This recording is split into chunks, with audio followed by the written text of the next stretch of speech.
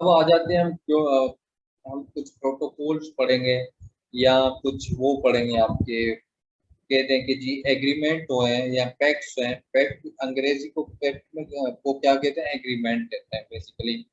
और ये multilateral agreements हैं, यानी कि डिफरेंट कंट्रीज में। क्योंकि आप ये देख लें, एटमॉस्फेरिक पोल्यूशन वो चीज है जिसका जिसकी कोई बाउंड्रीज नहीं। यानी कि लेट सपोज अगर पाकिस्तान नहीं भी कर रहा, आसमान में तो कोई बाउंड्री नहीं है ना। अब मेरे साथ जो है अफगानिस्तान और इंडिया है।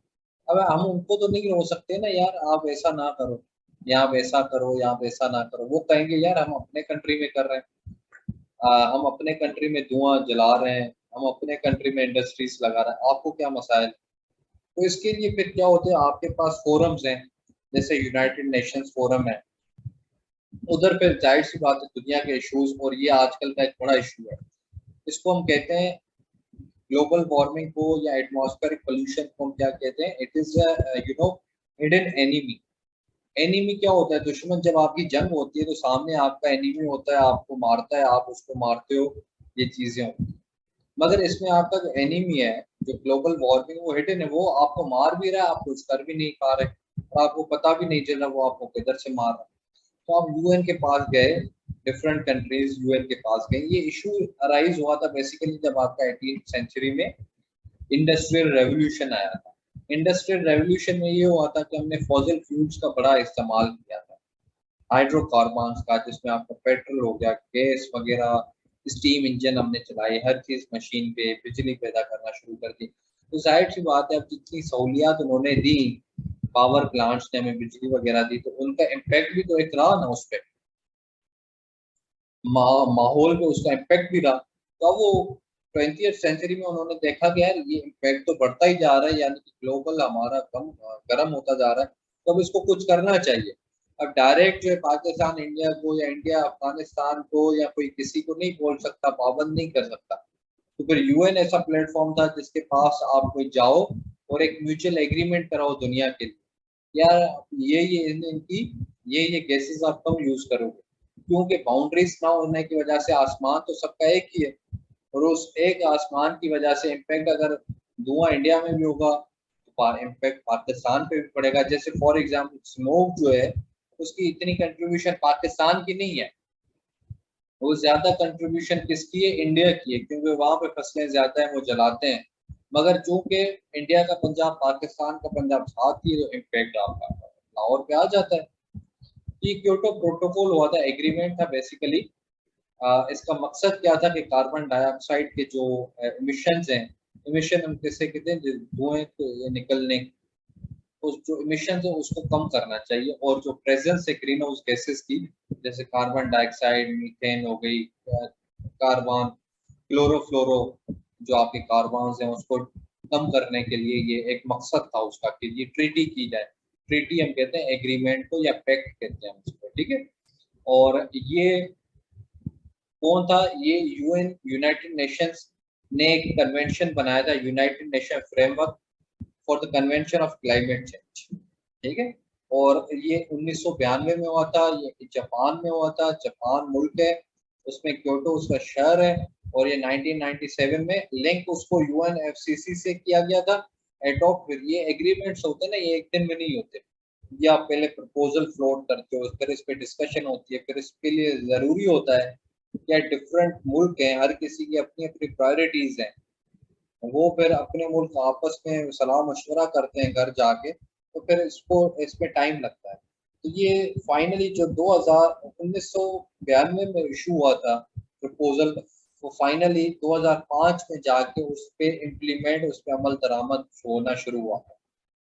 तो अभी जो करंटली है 192 पार्टीज, यानी कि पार्टीज मतलब यहाँ पे कंट्रीज है, 192 कंट्रीज हैव रेटिफाइड, यानी कि उन्होंने कहा है कि हम इस पे अमल करेंगे, ठीक है। 195 191 स्टेट्स है, और एक रीजनल इकोनॉमिक इंटीग्रेशन ऑर्गेनाइजेशन है। सबसे पहले 1997 में क्या था, 84 थे। कनाडा इसका पहले मेंबर था, मगर वो उन्होंने 2011 में विड्रॉ किया। उन्होंने कहा कि ये नाइंसाफी है हमारे साथ, क्योंकि इसके नतीजे में क्या था कि आप मुल्कों को क्या कह रहे थे, आप कार्बन डाइऑक्साइड कम करो उसकी इमिशन, कार्बन डाइऑक्साइड कम करने कैसे करने थी कि आप पावर प्लांट्स जो कोल से बिजली प्रोड्यूस हो रही है वो आप कम प्रोड्यूस करें कोल से। तो कोल एक चीप इलेक्ट्रिसिटी है। तो कनाडा कह रहा था कि नहीं यार ये तो हमारी खुद मुख्तारी यानी कि हमारी इकोनॉमी को हर्ट कर रहा है एक्सेट्रा।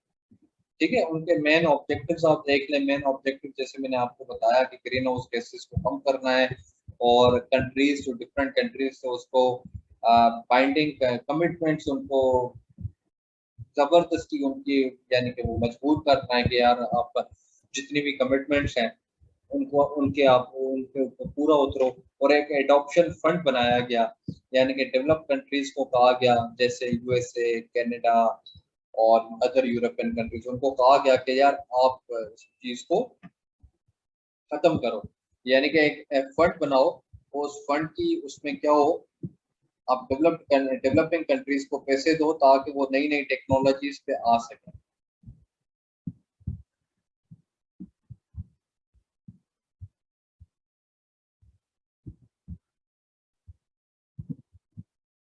ठीक है जी।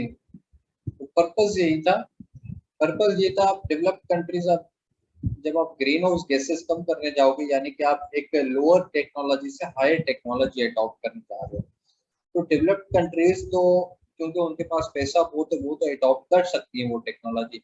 हम नहीं कर सकते। जो गरीब मुल्क हैं जैसे फॉर एग्जांपल पाकिस्तान इंडिया या उस टाइम चाइना भी था 1992 में। तो ये ऐसे डेवलपिंग कंट्रीज बेसिकली उनके पास क्योंकि उनकी इकोनॉमी वीक होती है पैसे नहीं होते तो वो टेक्नोलॉजी नहीं बना सकते। जब अब वो आधा मुल्क अब आधी दुनिया क्या है हायर टेक्नोलॉजी पे आ जाए वो कार्बन डाइऑक्साइड इमिशंस कम कर दे आधी दुनिया ना करे तो फिर तो कोई फायदा ही ना हुआ ना।